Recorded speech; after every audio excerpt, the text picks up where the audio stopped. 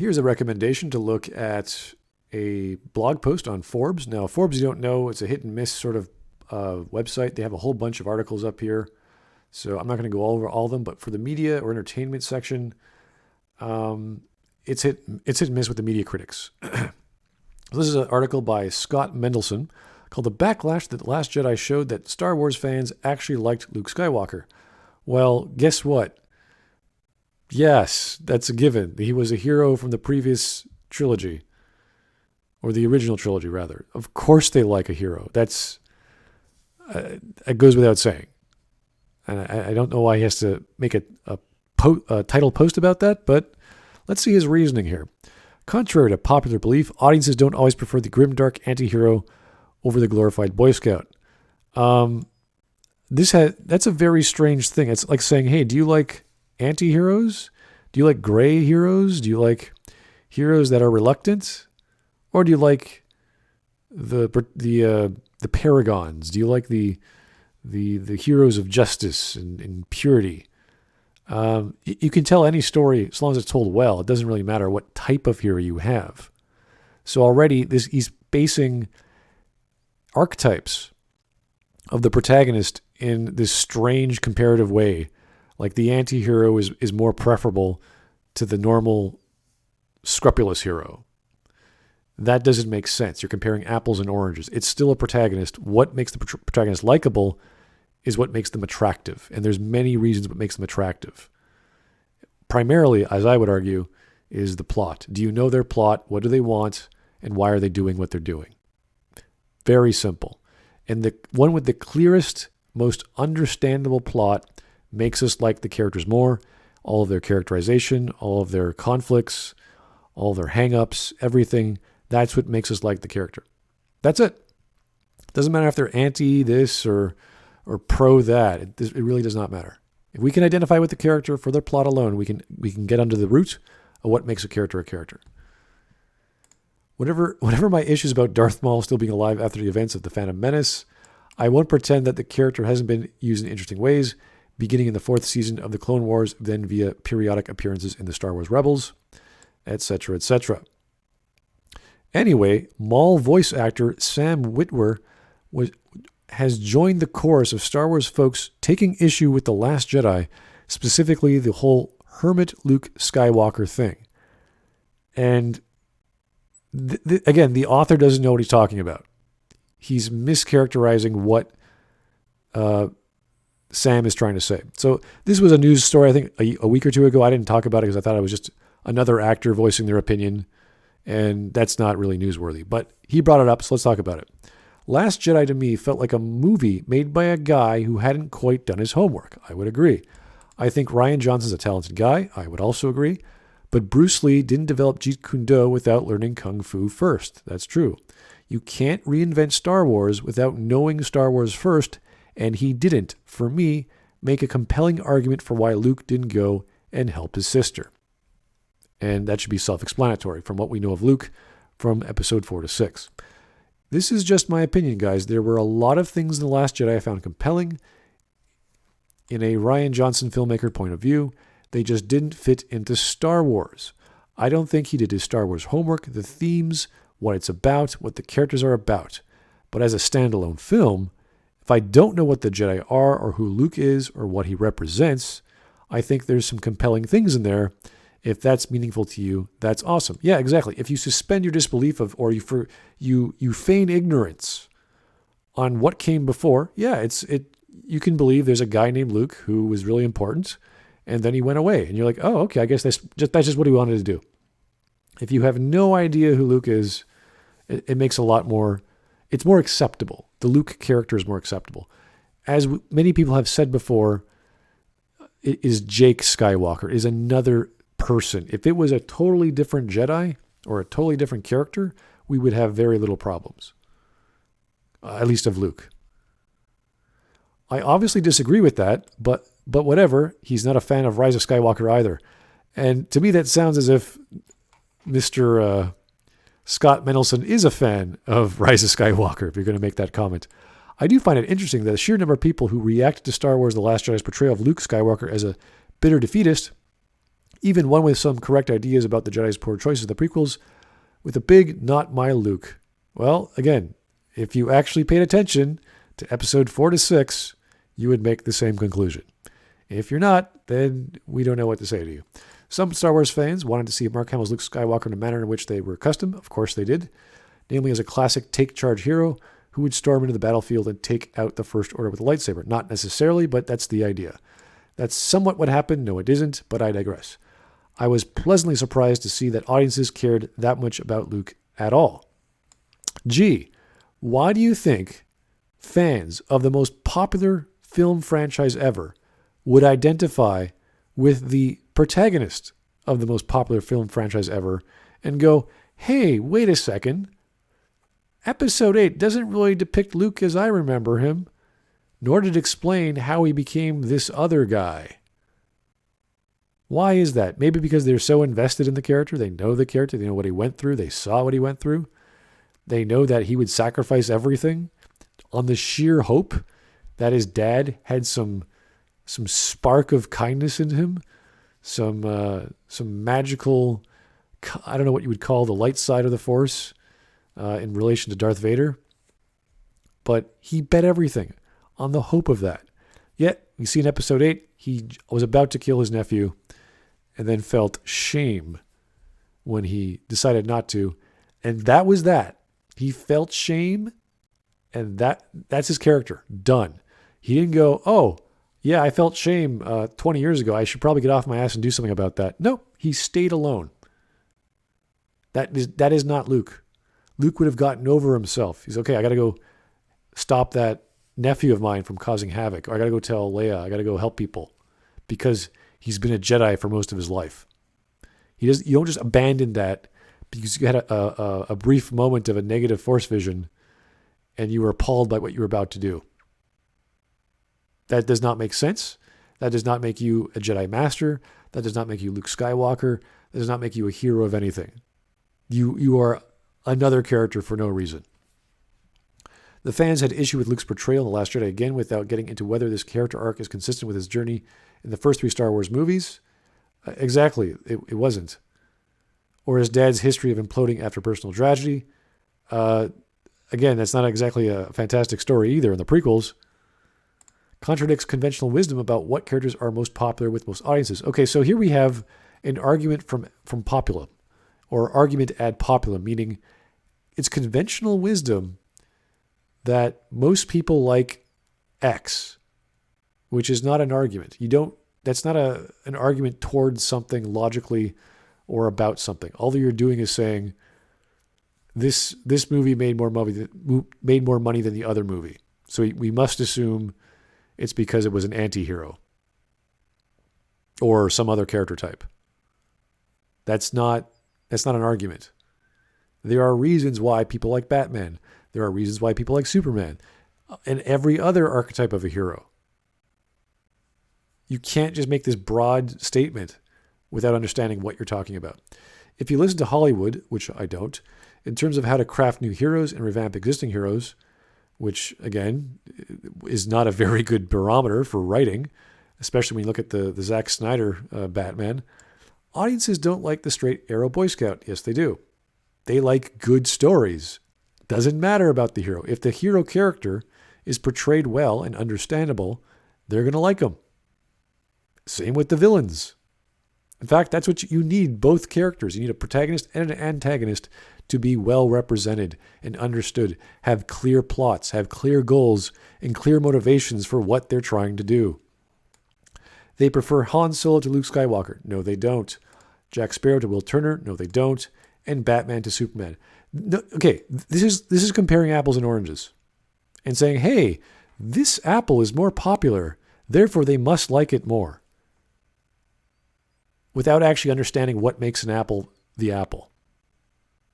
They're just saying, oh, look, there's more people are spending more money over there. That's not an analysis. That's not even a business analysis. That makes no sense. There's no creative understanding of what makes an apple, or what makes Batman attractive and Superman less so. Especially the most recent versions or iterations of those characters. Luke Skywalker and Superman are often used as templates for the Dudley Do-Right hero filmmakers claim to avoid because audiences allegedly can't relate to them. That's nonsense. This is absolute nonsense. It's how you portray anything in a movie or in a story that audiences like or dislike. You either can identify with those things or you can't.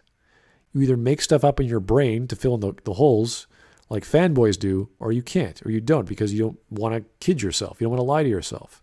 But even recent history shows the fallacy of that argument. I don't know what this guy is getting at. Is he saying that anti-heroes are more attractive? Well, no, that's silly. When Guy Ritchie blamed Luke Skywalker's alleged unpopularity as the reason why the Charlie Hunman's King Arthur had to be a bit of a jerk, King Arthur in the Legend of the Sword was a giant bomb. So already he's disproving his statement.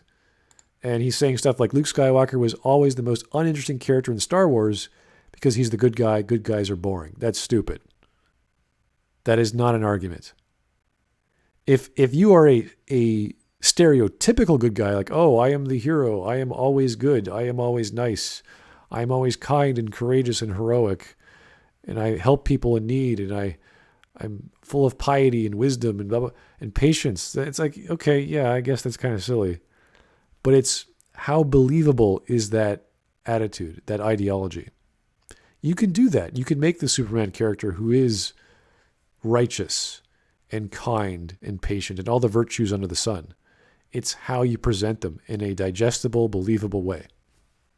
The same with a villain. The same with an antihero. And this person has no idea. He's not even addressing what that means. It's like saying, I critique, I cover the film industry, but I don't know what I'm talking about. I don't know what makes stories work. A month later, Patty Jenkins' Wonder Woman earned $821 million worldwide, despite Gal Gadot's not-so-reluctant hero. So here we have a contradiction of what he's saying. A failure of a bit of a jerk King Arthur in that movie that didn't do so well. And then we have Wonder Woman, pretty much a paragon. Do very well. So what's your point there, buddy? Martin Campbell and friends tried to stress how Ryan Reynolds' Hal Jordan Green Lantern was closer in spirit to Han Solo than Luke. But that superhero flick earned just $220 million. Gee, I wonder why. Maybe it was because of the depiction of Hal Jordan and the storytelling. The script wasn't good enough, maybe. That same summer in 2011, Joe Johnston's Captain America, the First Avenger, overcame conventional wisdom and skepticism about Steve Rogers being too much of a gee-whiz do-gooder, earning $371 million worldwide. So there we go. Another contradiction. Everyone loves Captain America. Gee, maybe it's because it's not the archetype of the hero character or the goody two-shoes or the anti-hero, but the fact that it was a good story and presented well. Maybe. You evaluate every single experience in your life as an independent experience. You don't just go, well, this is going to be an archetypical anti-villain or anti-hero. It's not going to be good. No. You understand the motivation and goal of the hero or the character. That's all. Again, he's doing it again. Audiences love Robert Downey Jr. as Tony Stark, but they also loved Steve Rogers. Oh. They like Daniel Craig's grimdark James Bond, but they also like Tom Cruise's kamikaze Ethan Hunt. So again, this guy's not saying anything. He has a premise that it's conventional wisdom that the dark hero or the anti-hero is famous, but then he's saying, well, look at all these examples. They also like the normal heroes. Then he talks about TV. There's Walter White, Don Draper. These guys aren't the best of characters, but we understand what they're going through. It's clear as day. I believe, I haven't seen all of Breaking Bad, but I think Walter White goes from rags to riches to rags. That sort of idea. And along the way, his ego gets the better of him. That's definitely not a paragon, but people love the story anyway. Why? Storytelling. They understand the plot. They like the conflicts he gets himself into. Even Christian Bale's Batman was fundamentally a decent man in a decent time, highlighting the need for compassion and mercy in a city often lacking in those elements. What's your point? I don't know what his point is anymore. He's just listing franchises now. Now he's talking about Harry Potter, The Hunger Games, Planet of the Apes. The idea that every blockbuster had to be like a stereotypical perception of The Dark Knight or that the success of Iron Man meant every new hero needed to be an edgy jerk didn't quite fit. Okay, so now he's just giving us a history lesson. Hey, these movies are working, even though conventional wisdom from Hollywood says otherwise. This is like early 2000s or middle 2000s? I don't know.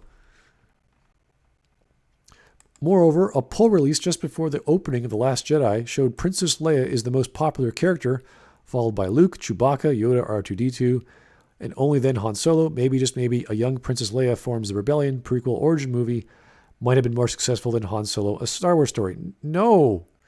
What are you talking about? Here's the actual poll. Okay, so this was taken December 1 to 4 from 2,200 adults. And they're rating the favorability. I don't know if that's done as per question or if that was the only question. I'm not sure what the poll was about. There's other questions it seems like it's in there. So this is one question, I assume. So Princess Leia is 73%, number one. 1% less than that is tied for Luke, Chewbacca, and Yoda, followed by R2-D2 by 71, Han Solo at 68, Obi-Wan Kenobi 67, C-3PO 65, and then we keep going further down, like 39% would be Finn, BB-8, tied, Rey is at 38, Kylo Ren 32, Jyn Erso 29.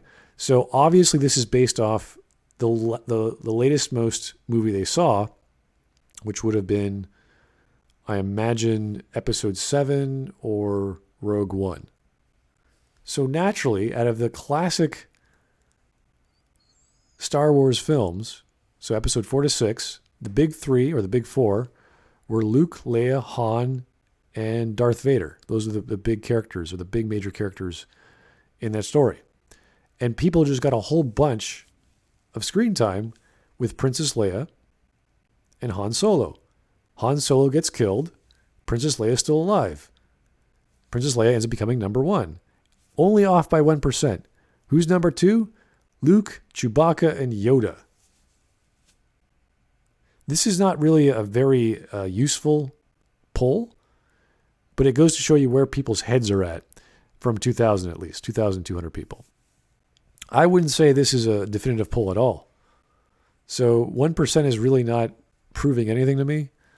I find it fascinating, though, that people were more interested in the original characters than they were in the new characters, even though the story was about the new characters. And Finn tied with BB-8. I wouldn't even call BB-8 a character, but okay, fine. What is strange, a poll just released before the opening. Like, why would you use that poll? It really proves nothing. If you had maybe 100,000 people, you'd get different results, but what does that prove? And then he's implying a young Princess Leia forms a rebellion prequel origin movie might have been more successful than Solo. Why? Because Han Solo was 5% less favorable? What? I think it takes a little bit more effort to come up with a story based off popularity from a poll. That's kind of silly. That's not to say that Rian Johnson and his friends were wrong to turn Luke Skywalker into a defeatist hermit during The Last Jedi. I would agree. The difference is he didn't do a good job explaining how he became a defeatist hermit. I see nothing wrong with the ideas. It's the execution. It's how it's done. It's why are things the way they are. It's how you do it. It's always how you do it. First, J.J. Abrams' The Force Awakens teased at Luke's tragic post-Return of the Jedi backstory and stranded him on a deserted island. Second, to the extent that Mark Hamill's Luke was presented as less than idealized in the Star Wars story, his characterization was mostly consistent with his original trilogy behavior. No, it wasn't. His final pacifistic redemptive act. Okay, Luke is not pacifist. In case you haven't noticed, he's rather proactive. He's a proactive hero. He's an active protagonist. He takes charge. It was one for the Jedi record books, and the film had comparatively conventional heroes in Rey, Leia, Finn, and Rose. Rey is not a conventional hero. Mary Sues are not conventional. Unless you're talking about B or B movie or bad fan fiction writing. Finn might have been. I still see Finn as a pretty conventional hero. He's part of a bad organization. He escapes and he tries to fight that organization. You see that in a lot of stories. Leia, I don't know why she was there. Rose, kind of a Finn fangirl. I don't know. Luke wasn't initially the hero because it wasn't his story, but rather Rey and Kylo's, which of course was part of what The Last Jedi was all about. Well, again, that doesn't really tell me much. Saying Rey and Kylo are the protagonist and antagonist of a story doesn't tell me anything about Luke. All it says is Luke is not the protagonist. You're like, yeah, and? It says nothing about Luke's character. Absolutely nothing. The relative backlash to the extent that the film's cinema score, rave reviews, and again, 1.333 billion global gross compares to SEO-friendly online negativity and displeasure from folks actually involved in making the movies shows that Luke Skywalker was really was popular after all, and that maybe audiences don't mind the conventional answer the call Boy Scout template. Okay, here he's missing the mark entirely. First, he's going back to his argument ad populum. Look how much money it made. Look how many people were blogging about it, and how much negative backlash there was. This must mean people like good guys, not the nihilistic hermits, but actually good guys. Like they know. Well, gee, maybe that's because Luke was one of the good guys. He was the hero of the galaxy. He saved everything for his dad. He sacrificed everything. He threw away his lightsaber. He's like, I'm not going to do any more of this. We're all going to die anyway. I'm not going to go out killing my dad. He had principles. He gave up everything for what he believed in. And then suddenly he has a force vision or a fleeting feeling, that his nephew is going to kill a bunch of people. And he pulled out his lightsaber, lit it up, and went, whoa, this is bad. And felt shame. And for the next 20 years, however long that was, he did nothing. Because his characterization was done. Ryan didn't need him anymore. Ryan gave an explanation. It wasn't a sufficient explanation, but it was an explanation. And we have to buy it as face value, which we don't. You cannot fundamentally change a character without a character arc, without telling a story. Luke's story in The Last Jedi was incomplete. Recent history shows that audiences still embrace the excessively conventional heroic likes of Steve Rogers and Ethan Hunt, at least as much as Tony Stark and James Bond. I still don't get what this guy's getting at. Steve Rogers and Ethan Hunt's characterization made sense. So did James Bond's character, especially if you watch, was it Skyfall, I think? Same with Tony Stark. There's a bunch of films about Iron Man. So you get these characters. You do not understand Luke Skywalker in Episode 8. His explanation doesn't make sense. His behavior doesn't make sense. That may explain at least some of the disconnect between critics and audiences, especially those craving nostalgic escapism. No, all it means is some people paid attention and some people are biased ignoramuses. You either know what the character is, who they are, or you don't. As seen from the comment by Mr. Sam Witwer. That's why I didn't care about what he had to say, because he was just an actor. Actors, I don't care what they really have to say. But even this guy, and it doesn't matter how smart he is, it doesn't matter how involved in the lore of Star Wars. Even this guy was like, listen, you don't go from mastering or inventing Jeet Kune Do as Bruce Lee without first knowing the basics of Kung Fu. And Rian Johnson did not know the basics of Luke's character. It's really that simple. That's something to consider when prepping the next Superman movie or when debating how dark and gritty to make the next Batman Begins ripoff. So this gentleman has no concept of what makes Luke a character. He's focusing on, I guess, audience scores or box office numbers and not understanding the character of Luke Skywalker. It sounds as if he even likes episode 9. And that explains a heck of a lot more than him trying to sell us on the idea that Hollywood wants a grimdark hero or an anti-hero without actually understanding those individual characters or characteristics in Batman, what makes Batman a great character, what makes Superman a great character, Ethan Hunt a great character, etc., etc. So quite a bad contribution. This was written on May 5th, so a few days ago. Yeah, pretty empty thing there. Another Last Jedi defender, and apparently an Episode 9 defender as well, sadly. Anyway, guys, thanks for listening. Have yourself a great day.